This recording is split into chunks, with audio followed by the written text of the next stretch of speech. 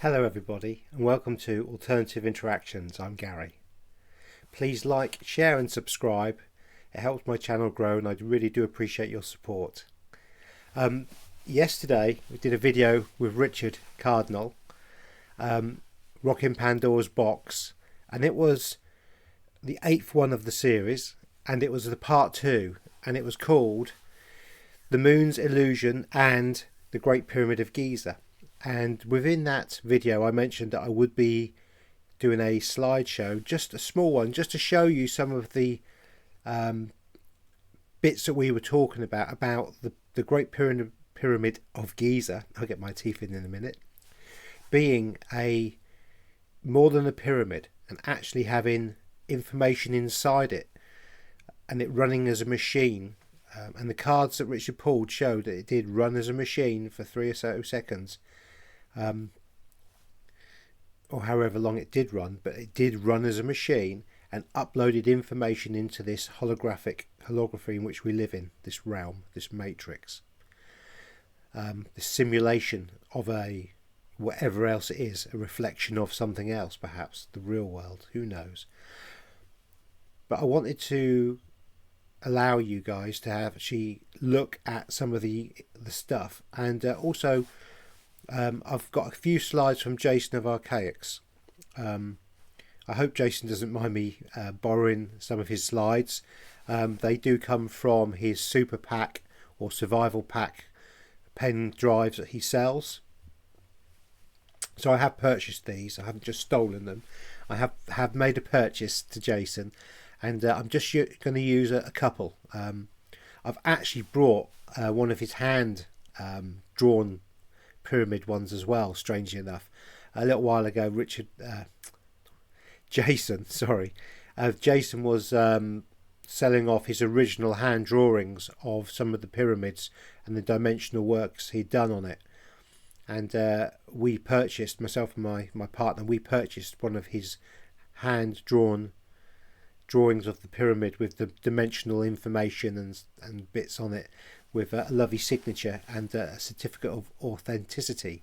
So I really am not just ripping Jason's work off. I've been following him since he had just over 4,000 subs. So around 3 years I've been following Jason, and I have watched nearly all of his videos, not recently because I've been busy doing my own. But so please, I hope it's okay to use some of Jason's work, and it's not plagiarism. I'm just trying to demonstrate and show from a show that we did yesterday with Richard Cardinal rocking Pandora's Box 8, just so that you can see some of what we were talking about. So without further ado, I shall get on.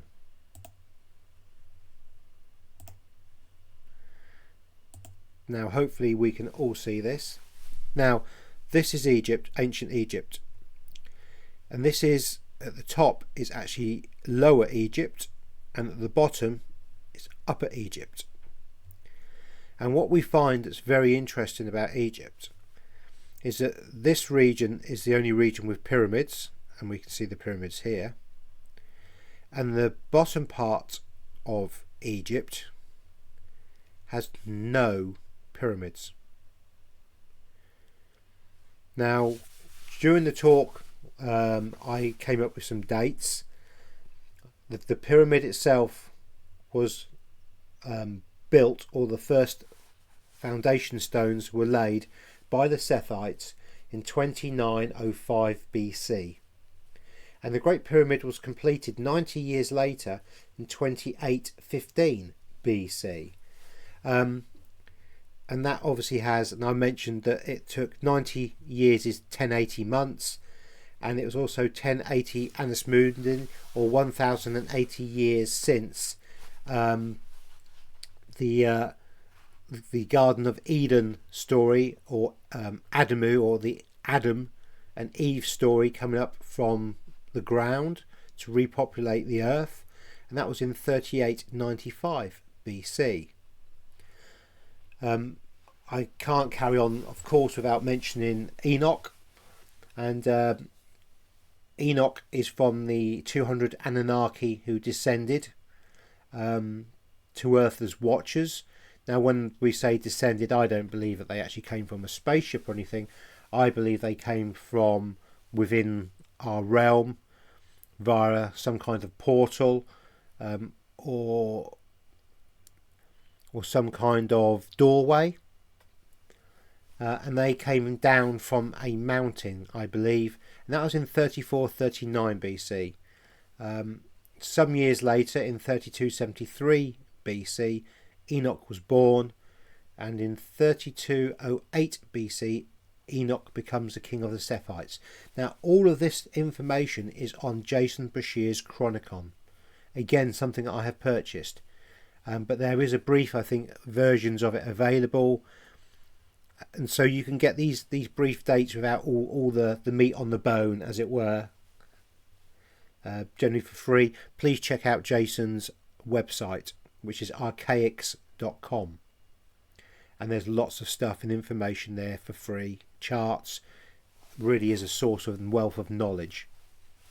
So getting back to this slide, what we had in 2239 was the great flood of Noah, and this whole area here flooded and was underneath the Mediterranean Sea, which is here. And so the reason why this part of Egypt is called Upper Egypt is because this was actually Upper Egypt, because the rest of this was underwater. And if you jumped on the boat from Upper Egypt and went out into the Mediterranean Sea, what you would have come across here would have been the very tips of possibly the two biggest pyramids, and certainly the smaller pyramid and the Sphinx would have been under the water. And it was only in 1899 BC when a huge earthquake happened, and the big plate that all this sits on rose again, and the Mediterranean rushed back out into its current border containment of this area, that the pyramids would have then become habitable again, and the Nile would have carried on flowing out into the Mediterranean. So I hope those dates weren't too quick. I will take photographs of my notes, my terrible handwriting, and I will put them up on my Telegram channel. And they will be there for everybody to see on the Telegram channel, the notes and the bits and pieces I've done, which I've taken from Jason of Archaics Chronology, Chronicon. But just so you can get an understanding, the pyramids are right at the top, and this part here is where we have all the burial, the Valley of the Kings, all this kind of stuff is all down here. The Egyptians did not build pyramids. These pyramids are not tombs for Egyptians. They were built by the Sephites, not Egyptians.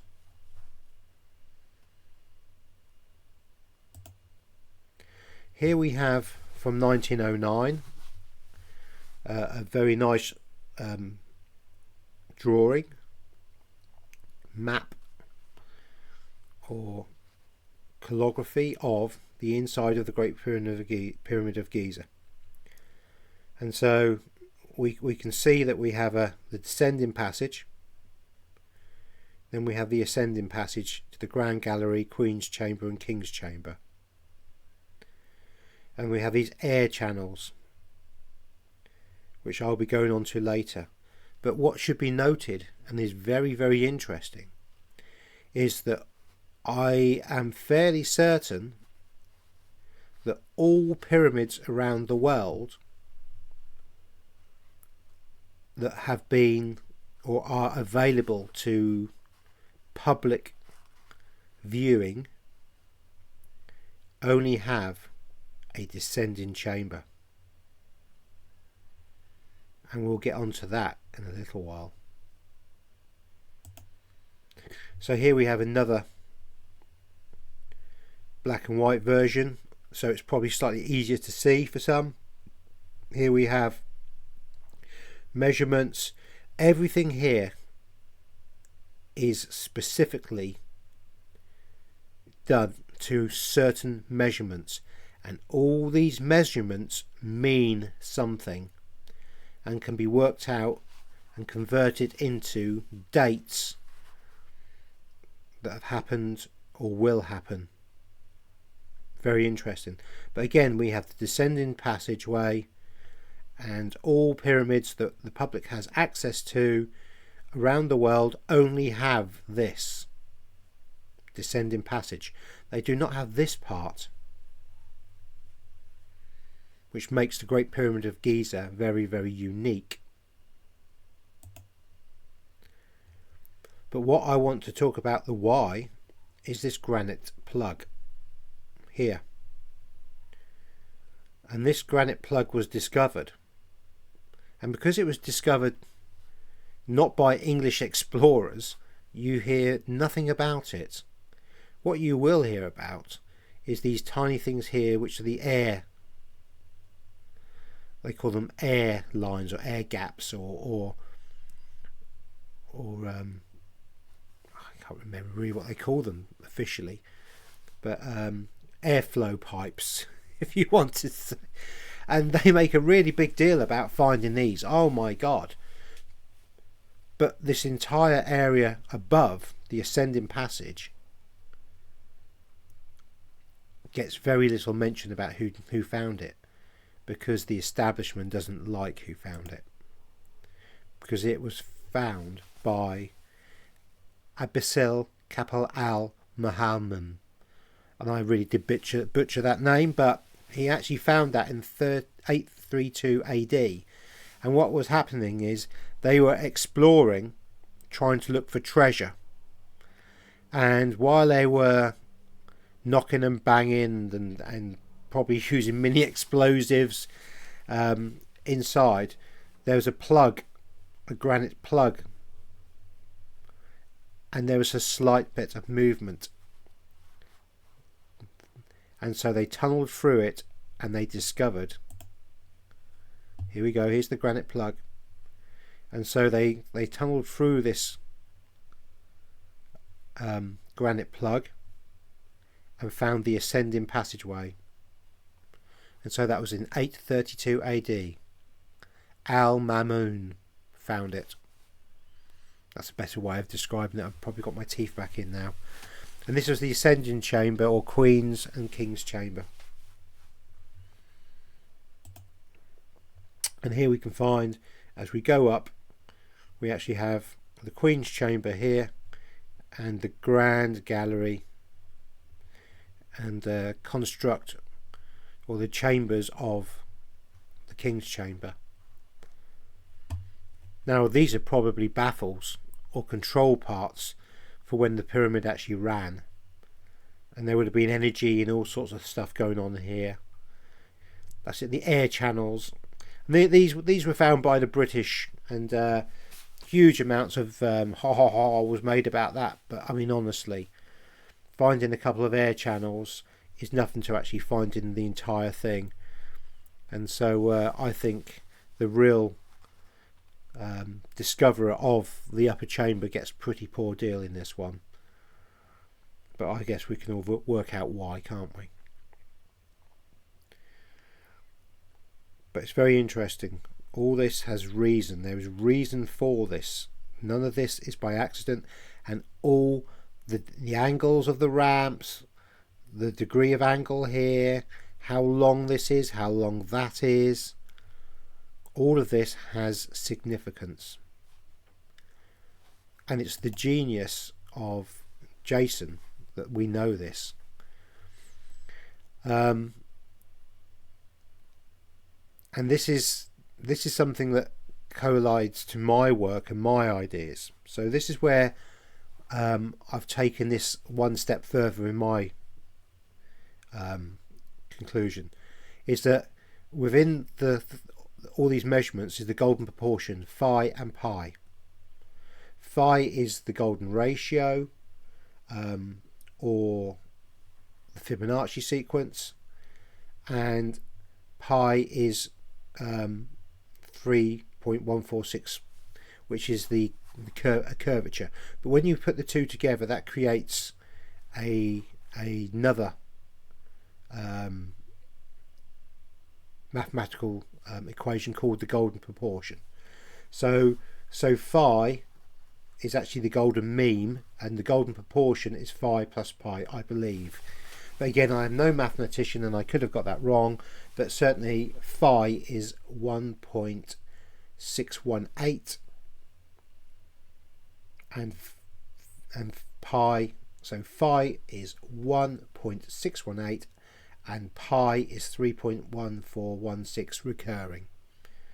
And let's imagine phi is another number that recurs way beyond the 3 that I've gone to.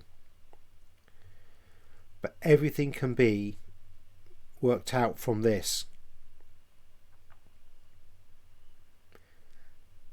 And as we put the tolerance of our laser position within inside that pyramid and the outside, we could not build that today. So let that sink in. We could not build this pyramid to this kind of specification today. It's fascinating. Now here is a few of Jason's workings out and circles to show certain measurements and bits that he's done.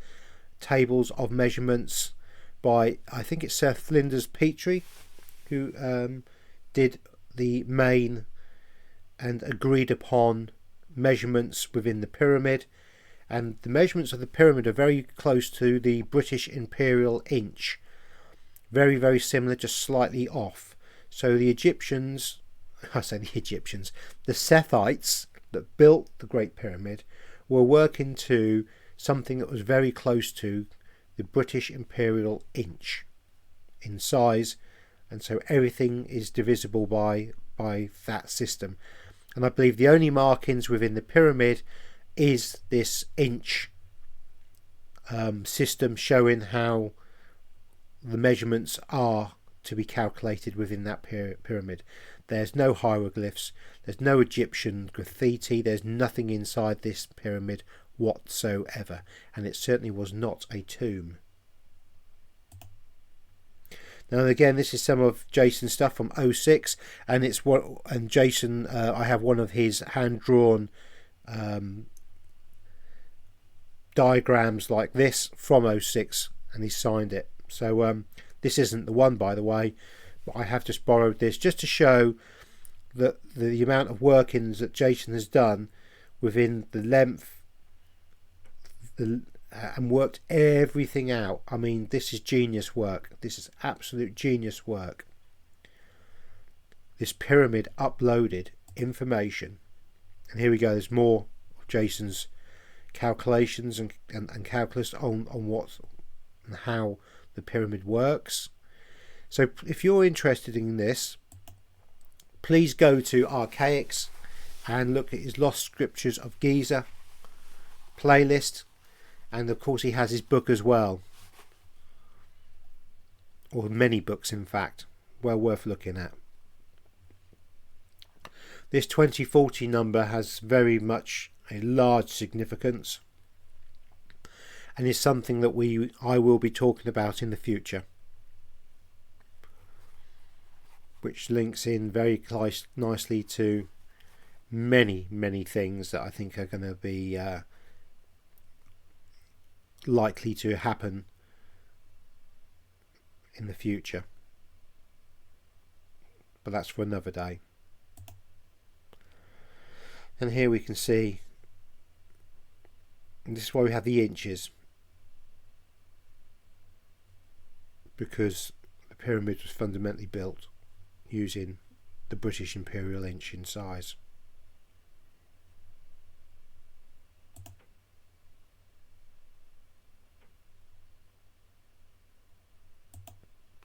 Now, something that I mentioned during the show was the casing blocks, the white limestone casing blocks that covered the pyramid.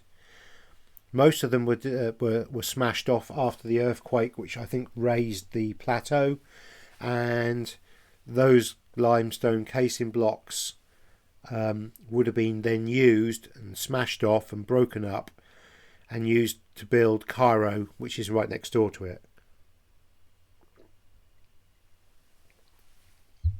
But what we have here in 1909 is the discovery of some of the casing blocks that were missed, because these are sat underneath rubble. And you can see the size of these. Now these would have covered the entirety of the pyramid bar the capstone.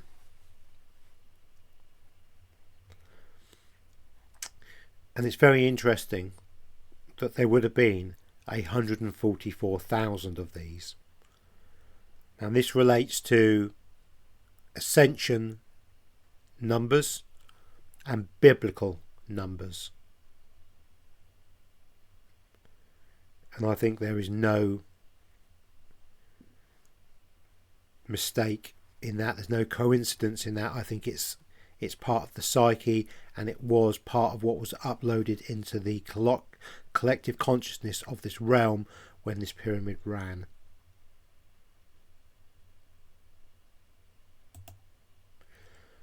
Now another thing I spoke about was Anubis, and I said that I believed that Anubis was in fact the Sphinx. And here we have the classic depiction of Anubis, the jackal, or the god of the underworld, the protector, sitting on his box with the entrance to the underworld below. And here we have the Sphinx. And look at those very big long legs, the shorter legs. And all this just doesn't look right. You can see the amount of decay, but not on the legs. So when or while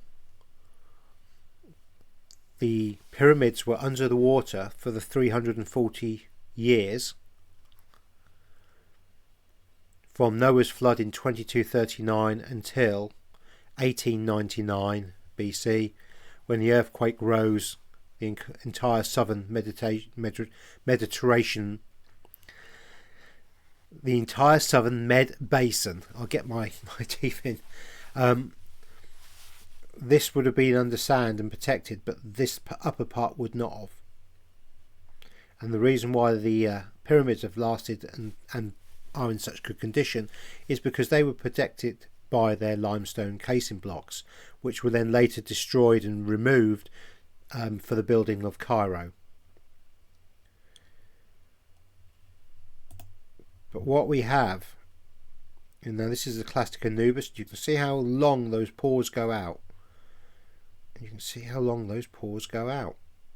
And here, superimposed Anubis, and you can clearly see why a human face or a face has been carved onto the front of this, and it's been turned into a cat, a sphinx. But the legs and the hind part of the sphinx is not a feline, it's a canine. And obviously with all this decay and all this being damaged by the sea, you can see how they would have recarved this and made this back into whatever they wanted it to. But the doorway I spoke about being between the legs of the Sphinx or Anubis is here in the presentation with Rocking Pandora's box.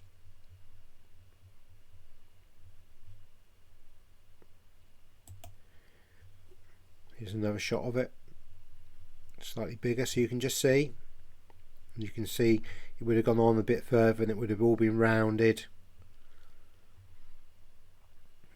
possibly even higher than this, something like that.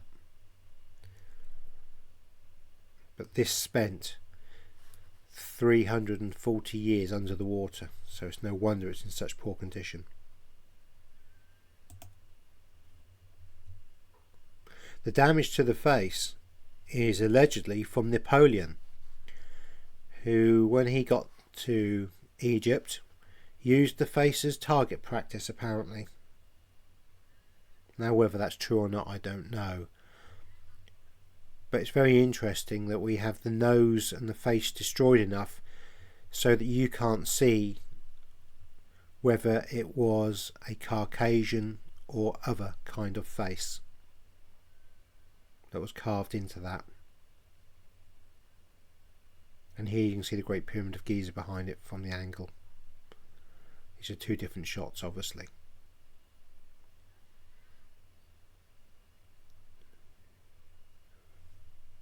Very impressive either way. And there we go.